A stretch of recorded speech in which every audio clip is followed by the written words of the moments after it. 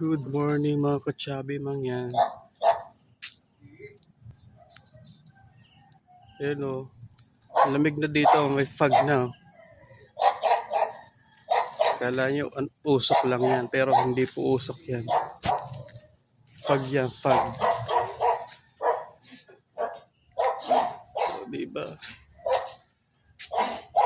Fog.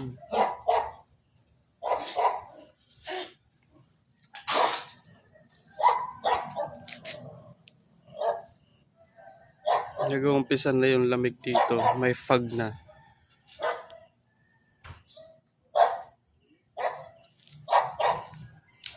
Ano? Ingay ng aso, no? Fog. O, diba? Liwanag no, may maliwanag dito isang bituin eh.